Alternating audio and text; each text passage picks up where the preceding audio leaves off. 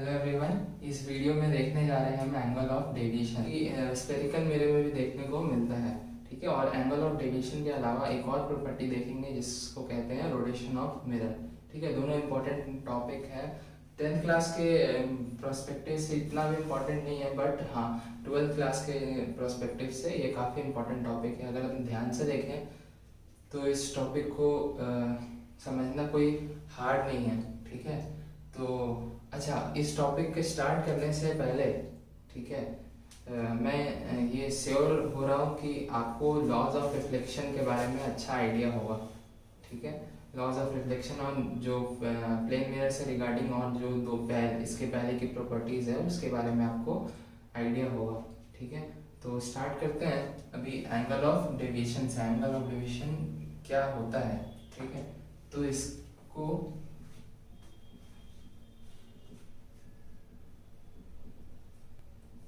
समझने के लिए पहले एक मिरर बनाते हैं, ठीक है।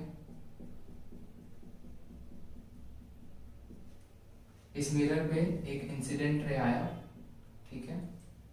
फिर एक सरफेस के परपेंडिकुलर एक नॉर्मल लाइन ड्रॉ कर देते हैं, ठीक है। तो सरफेस यहाँ पे अभी एक प्लेन मिरर है, प्लेन सरफेस है जो कि प्लेन मिरर के रूप में काम कर रहा है, ठीक है। तो यहाँ से लॉज ऑफ रिफ्लेक्शन को ये फॉलो करते हुए ये इंसिडेंट रे कुछ इस डायरेक्शन में ऐसा जाएगा, ठीक है। उसके बाद सच दैट कि ये जो एंगल है और ये एंगल है दोनों इक्वल होगा। अगर ये एंगल आर आई है और ये एंगल आर है तो angle i is equal to angle r होगा इस केस में, ठीक है। लॉज ऑफ रिफ्लेक्शन हमेशा फॉलो होता है, ठीक है, ठीक है।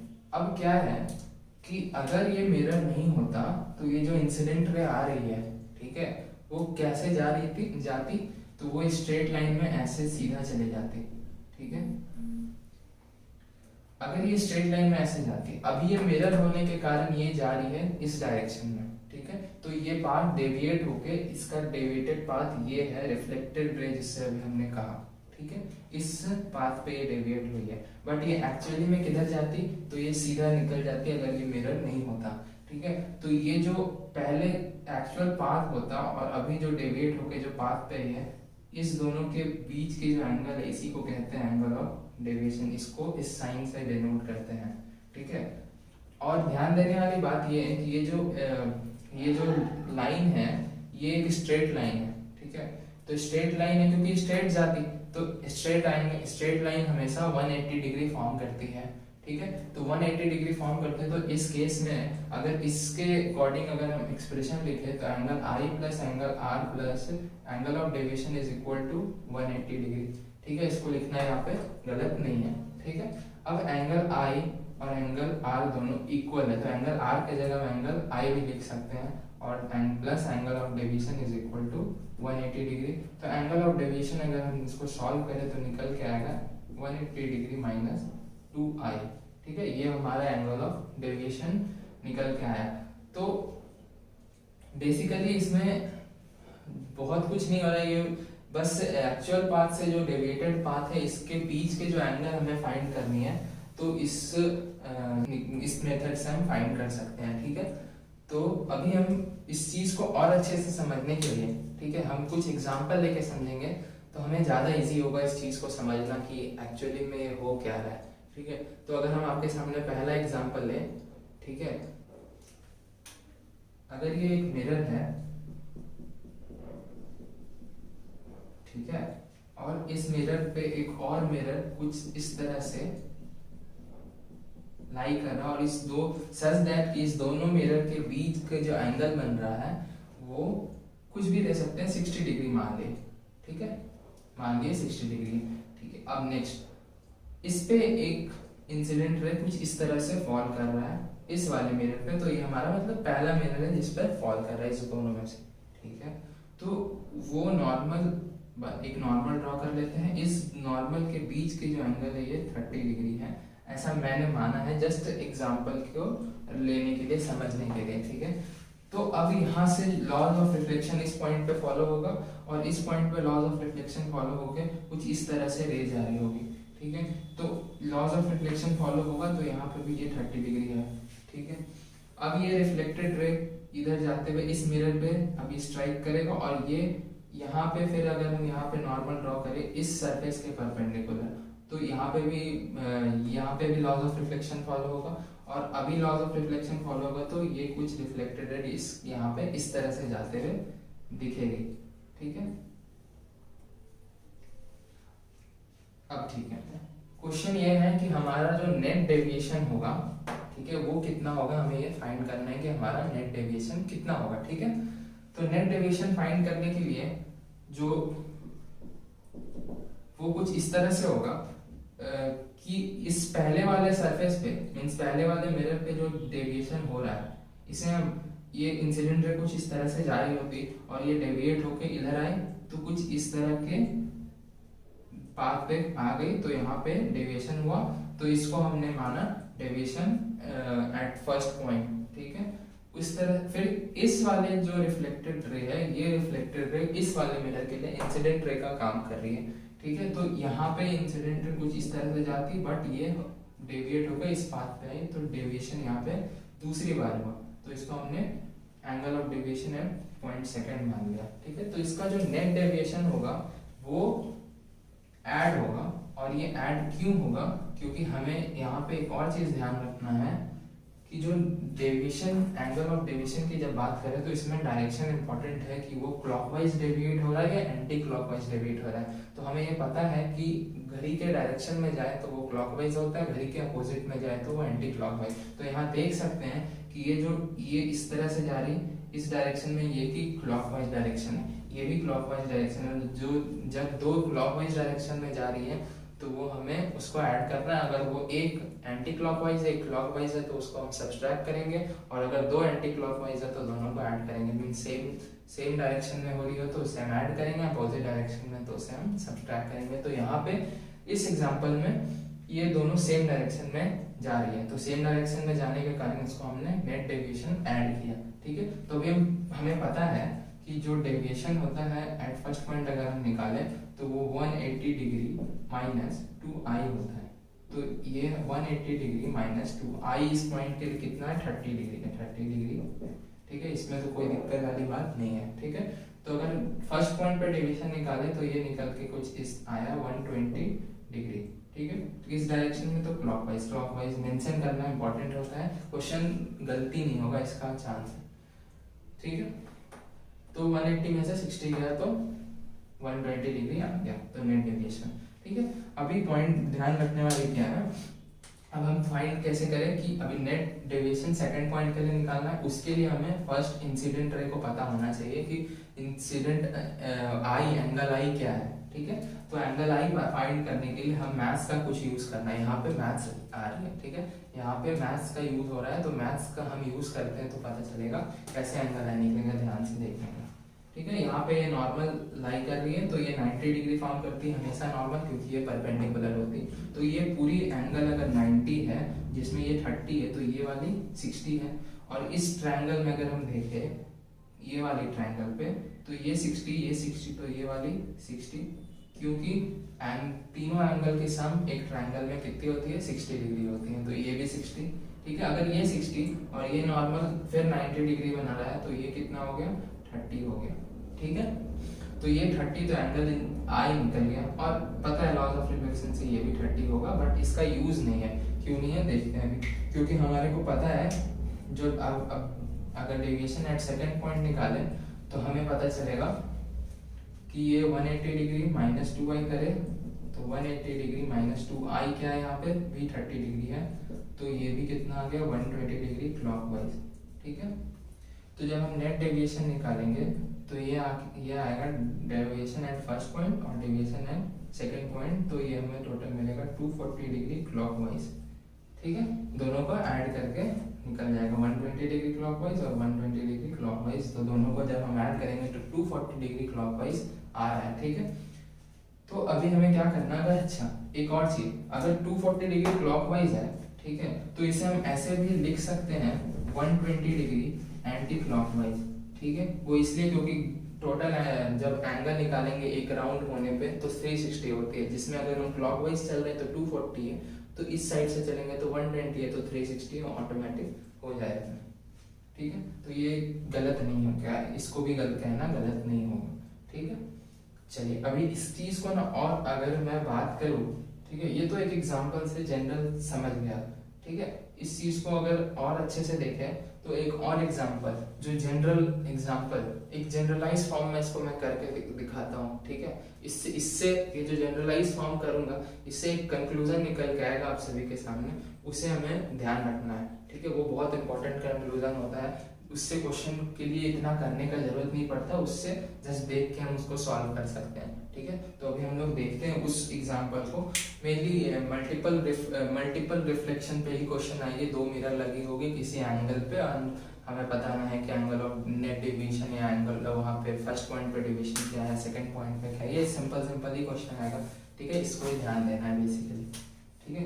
तो दूसरा क्वेश्चन अगर हम बात करें एग्जाम्पल अगर 2 की बात करें, ठीक है, तो ये इंपॉर्टेंट एग्जाम्पल क्योंकि मैं जनरल एग्जाम्पल लेके चल रहा हूँ जिससे कि आपका हर एक तरह का क्वेश्चन इसमें सॉल्व हो जाए, ठीक है। तो देखते हैं ये क्या है। सेम अगर मेरे यहाँ पे है, ठीक है। अच्छा ध्यान रखिएगा पिछले वाले जो क्वेश्चन था उसमें हमने 60 डिग्री पर लाई कराया था दोनों के बीच में, तो जो हमारा आंसर आया था वो यहाँ पे लिख देते हैं, वो आया था 240 degree clockwise and 120 degree anti clockwise, ठीक है। ये मैं क्यों बोल रहा हूँ अभी समझ आएगा इस क्वेश्चन को जब समझेंगे, ठीक है। तो देखते हैं क्या है। ये मिरर है, इसको मान लीजिए कि ये थीटा एंगल पे ये दोनों ऐसे लगा हुआ है, ठीक है। अब यहाँ पे एक इंसिडेंट रे आया, ठीक है, यहाँ पे मैंने एक नॉर्मल ड्रॉ कर लिया, ये अगर अल्फा एंगल बना रहा है ये इंसिडेंट रे इस नॉर्मल के साथ, ठीक है, ये अल्फा एंगल बना रहा है अगर इंसिडेंट नॉर्मल के साथ, और यहाँ से लॉज ऑफ रिफ्लेक्शन को फॉलो किया और ये भी अल्फा एंगल बनाएगा, ठीक है। ये इधर गया जाके इस वाले मिरर पर टच हुआ, यहाँ पे भी मैंने नॉर्मल बनाया और ये रिफ्लेक्ट होके कुछ इस तरह से गया, ठीक है। ये मान लीजिए कि ये बीटा एंगल है, ठीक है। चलिए तो अभी हमें बताना है, इसमें भी क्वेश्चन सेम है कि हमारा नेट डेविएशन क्या होगा, नेट डेविएशन हमें फाइंड करना है, ठीक है। तो नेट डेविएशन फाइंड करना है, तो इसमें अभी पहले चीज क्या है, सेम इसको ऐसे आगे बना के यहाँ जाता है, ये डेविएशन हो गया फर्स्ट पॉइंट पे एंड ये ऐसे जाता, तो ये डेविएशन हो गया हमारा सेकेंड पॉइंट पे, ठीक है। तो अभी इसमें क्या हमें ध्यान रखना कि ये जो ट्रायंगल है, ठीक है, ये ट्रायंगल सेम 90 डिग्री बना रहा, तो ये एंगल कितना होगा, ये होगा 90 माइनस अल्फा, और ये जो भी ये भी 90 डिग्री बना रहा है, तो ये एंगल कितना होगा हमारा, तो 90 माइनस बीटा, ठीक है। तो हमें पता है कि जो फिर सेम चीज कर रहा है इसमें भी सम ऑफ ट्रायंगल कितना होता है, तो 180 डिग्री होता है, सेम इस चीज को यूज करते हैं, theta plus 90 minus beta plus 90 minus alpha is equal to 180 degree. तो जब इसको काटेंगे तो ये तीनों कट जाएगा, और हमें अगर बीटा निकालना है तो बीटा का वैल्यू निकल के आएगा थीटा माइनस अल्फा, ठीक है, थीटा माइनस अल्फा निकल के आएगा हमारा बीटा का वैल्यू, ठीक है। तो अभी क्या है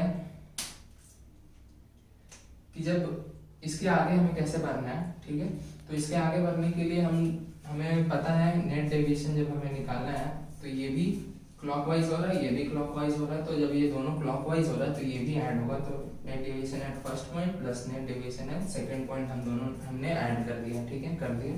चलिए अभी इसके ऐड करने पे क्या हमें निकालना है, net deviation at first point, जब फर्स्ट पॉइंट पे निकालेंगे तो ये आएगा 180 degree minus 2i, 180 degree minus 2i की वैल्यू यहाँ पे क्या है, अल्फा है, ठीक है। तो ये हो गया 180 degree minus 2 alpha. Net deviation at second point अगर बात करें तो 180 डिग्री माइनस 2 आई की वैल्यू यहाँ पे क्या है, बीटा है, तो ये डायरेक्ट मैं लिख देता हूँ बीटा है, ठीक है। तो नेट डेविएशन क्या निकल के आया, ठीक है, दोनों को ऐड करेंगे तो निकल के आएगा 180 डिग्री माइनस 2 अल्फा और प्लस 180 डिग्री माइनस 2 बीटा। अच्छा यहाँ पे हमने इस वाले जो बीटा हमने फाइंड किया, तो इस बीटा का वैल्यू हमने यहाँ पे पुट किया, ठीक है, पुट करके देखते हैं कि क्या होता है, ठीक है। तो 180 डिग्री जब हमने पुट करेंगे तो इस यहाँ पे वैल्यू आएगा 2 बीटा का वैल्यू है थीटा माइनस अल्फा, ठीक है। तो ये 360 डिग्री अच्छा मैं और एक स्टेप पे लिख ही देता हूँ, ठीक है। 180 degree minus 2 alpha plus 180 degree minus 2 theta plus 2 alpha, ये 2 अल्फा ये 2 अल्फा कट गया तो हमारे को मिला 360 डिग्री माइनस माइनस 2 थीटा, ये हमारा नेट डेविएशन आया। ये किस डायरेक्शन में आया, तो ये क्लॉकवाइज डायरेक्शन में, और इसको अगर एंटी क्लॉकवाइज में लिखे तो एंटी क्लॉकवाइज डायरेक्शन में कितना आएगा हमारा, तो 2 थीटा आएगा। दैट मीन्स, ठीक है, ये इंडिपेंडेंट है अल्फा से और बीटा से। जो वैल्यू आ रहा है नेट डेविएशन वो ना अल्फा पे डिपेंड कर रहा है ना बीटा पे डिपेंड कर रहा है। तो एंगल ऑफ इंसिडेंट किसी भी पॉइंट पे, जो फर्स्ट पॉइंट पे भी, फर्स्ट मिरर पे भी जो एंगल ऑफ इंसिडेंट बना और सेकंड मिरर पे भी जो एंगल ऑफ इंसिडेंट बना, इस पे डिपेंड नहीं कर रहा है कि जो नेट डेविएशन होगा उसका वैल्यू क्या होगा, ठीक है। तो ये बहुत बड़ा कंक्लूजन है। कैसे, जो हमने पिछला क्वेश्चन बनाया था कुछ इस तरह से, ये 60 आया था इसका वैल्यू, ठीक है। तो आप देखें कि हमारे को इससे सीधा 2 थीटा कर दे तो 60 इंटू 2 इंटू थीटा, थीटा क्या है 60 डिग्री, तो 2 इंटू 60 इज इक्वल टू 120। आप देखिए यहाँ पे आया था एंटी क्लॉकवाइज 120 डिग्री आया था कि नहीं आया था, यही चीज हमें देखना है, ठीक है। ये सीधा आ गया कि मेरे को इससे 2 थीटा करना है और आंसर निकल जाए। अब ये सवाल क्या आता है, ये क्लॉकवाइज क्यों और ये एंटी क्लॉकवाइज में ही क्यों आया, वो इसीलिए आया क्योंकि मान लें कि ये पहला मिरर है, ठीक है। इसको सॉल्व करने के लिए, इजी बनाने के लिए, अगर ये पहला मिरर है तो इस पहले मिरर पे चूंकि यहाँ से रे गिरा था और ये मिरर ऐसे कुछ इस तरह से मान लें कि ये एंटी क्लॉकवाइज में गया, तो इसका जो 2 थीटा का वैल्यू आएगा वो एंटी क्लॉकवाइज में 2 थीटा होगा, ठीक है। अगर ये क्लॉकवाइज पे पहले गिरता और ये क्लॉकवाइज की बात करते हो तो क्लॉकवाइज एंटी 2 थीटा पे होता, ठीक है। अब ये एंटी क्लॉकवाइज पे उठा है ये मिरर सपोज करें, तो इसीलिए एंटी क्लॉकवाइज में ही बात कर रहे हैं कि ये 120 डिग्री मीन्स 2 थीटा का वैल्यू आ रहा है, ठीक है। ये इंडिपेंडेंट होता है, ठीक है। तो इसे हम सॉल्व कर सकते हैं, ठीक है। इसे आप अगर क्लॉकवाइज की बात करें तो आप ये भी सॉल्व कर सकते हैं। 360 डिग्री माइनस 2 थीटा का value 2 into theta, theta is equal to what 60 degree, 60 degree ले लें तो 360 minus 2 into theta, 2 into 60 degree that is 120 degree, तो 360 minus 120 that is 240 degree clockwise. आप पिछले क्वेश्चन से मैच कर सकते हैं, ये बिल्कुल सही ऑब्जर्वेशन हमें देखने को मिला इस वाले जनरलाइज स्टेटमेंट से, ठीक है। अभी हमारा जो इसे एनालाइज करना और 2-3 एग्जांपल सॉल्व करिए, बहुत सारे क्वेश्चन जो भी रिगार्डिंग क्वेश्चन है वो मेरे को आप भेजिए और मीन्स मैं इसको सॉल्व करूँगा अगर नहीं बन रहा तो। बाकी इस टॉपिक पे जितने भी क्वेश्चन है आप सॉल्व करके देखिए, आपसे इजीली बनने वाला है, ठीक है। बस आपको कॉन्सेप्ट पता होना चाहिए, डायरेक्शन पता होना चाहिए, किस वाले मिरर पे पहले इंसिडेंट ये हो रहा है और वो किधर से रिफ्लेक्ट हो रहा है, उस डायरेक्शन को नोट करना, ठीक है। वो ज़्यादा इसमें सॉल्व नहीं करनी है, मुँह से ही ज़्यादा, मुँह अपने आराम से ही ऐसे ही सॉल्व हो जाएगा, ठीक है।